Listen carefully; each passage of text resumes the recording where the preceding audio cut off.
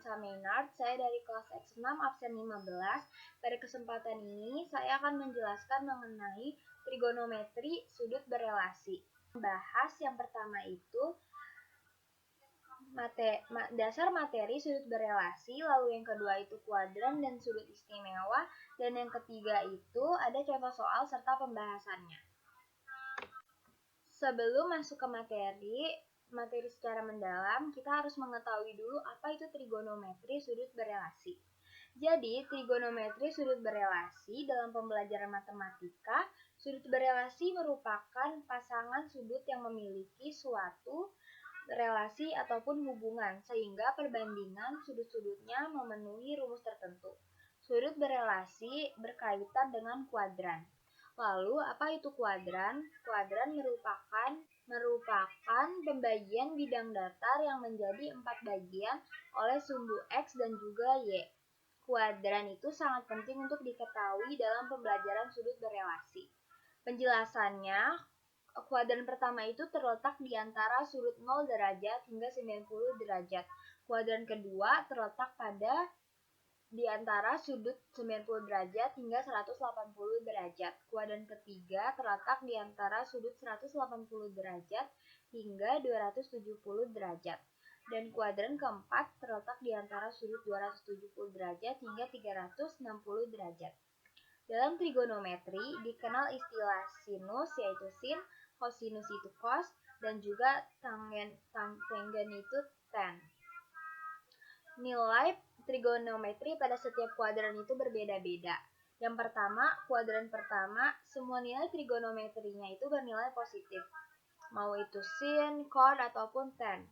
Lalu pada kuadran ketiga, hanya tan yang bernilai positif, sisanya tidak.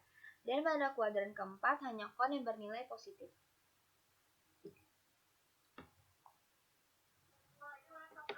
Prinsip lainnya itu, jika y-nya positif, maka nilai sin-nya pasti akan positif. Dan apabila jika x-nya positif, maka nilai cos-nya akan positif. Dan konsep dasar trigonometri, yang pertama itu berfokus pada pengukuran segitiga, terutama dalam konteks sudut. Lalu mudah dikaitkan dalam bidang segitiga siku-siku. Dan dasar dari ilmu trigonometri ini merupakan kesebangunan siku-siku. Dan trigonometri juga dapat diterapkan pada berbagai bentuk segitiga. Kegunaan trigonometri itu ada banyak. Contohnya dari bidang astronomi, teknik sipil, geografi, oceanografi, arsitektur, fisika, kesehatan, hingga pada waktu sholat. Trigonometri memungkinkan untuk menghitung panjang sisi sebuah segitiga, walaupun hanya mengetahui panjang salah satu sisi dan sudutnya saja. Lalu masuk ke poin yang kedua, yaitu sudut istimewa. Sudut istimewa itu merupakan sudut yang memiliki besar 0 derajat, 30 derajat, 45 derajat, 60 derajat, hingga 90 derajat. Jadi ada 5 besar dalam sudut istimewa. Sudut istimewa biasa digambarkan menggunakan tabel. Sudut-sudut ini istimewa karena nilai trigonometrinya mudah untuk diingat dan juga dihafalkan. Ciri-ciri sudut istimewa itu yang pertama, nilai perbandingan trigonometrinya dapat ditentukan langsung tanpa menggunakan daftar trigonometri ataupun kalkulator. Lalu yang kedua, dapat mengungkapkan langsung rasio dari panjang sisi pada setiap sudut tertentu. Dan yang ketiga, memiliki nilai yang sering muncul dan juga mudah diingat. Kegunaan sudut istimewa ini untuk perhitungan trigonometri, karena nilai sudut dan sisi mereka tepat dan juga pasti. Yang pertama, sudut 0. Sudut 0 merupakan sebuah garis lurus tanpa ada kemiringan sama sekali. Nilai-nilai trigonometrinya itu sin yang pertama bernilai 0 karena tidak ada ketinggian yang dibentuk. Lalu cos itu 1 karena nilai cosnya adalah 1 karena garis ini sejajar dengan sumbu X yang positif. Lalu tan, nilai tan adalah 0 karena tidak ada perbedaan di antara tinggi dan panjang dalam segitiga. Lalu sudut 30 derajat itu Sudut ini menggambarkan kemiringan sekitar 1/2 dari sudut siku-siku. Nilai trigonometrinya itu, yang pertama sin itu 1/2 karena memiliki tinggi setengah dari panjang sisi miring segitiga. Lalu cos akar 3/2 karena akar kuadrat dari 3 dibagi 2. Lalu pada tan itu 1/akar 3. Lalu yang ketiga itu sudut 45 derajat. Sudut 45 derajat ini adalah sudut yang membagi sudut siku-siku menjadi 2 bagian sama besar. Pada sin itu ada akar 2/2, lalu cos itu akar 2/2, dan tan itu adalah 1. Lalu yang keempat itu sudut 60 derajat. Sudut 60 derajat itu merupakan sudut yang menunjukkan kemiringan sekitar 2/3 dari sudut siku-siku.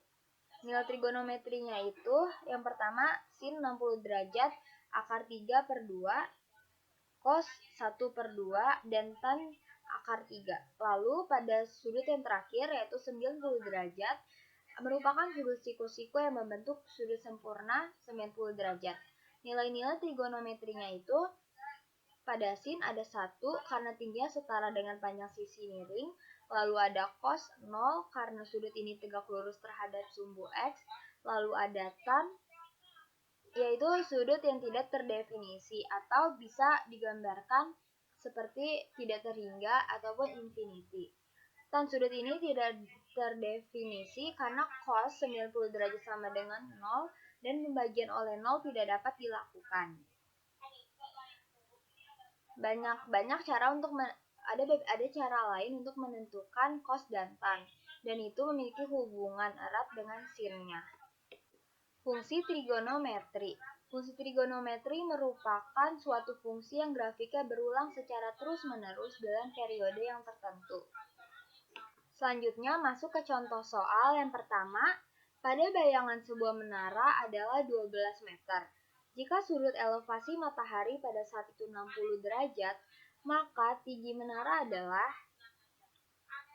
Sebelumnya kita harus diketahui, ditanya, dan dijawabnya.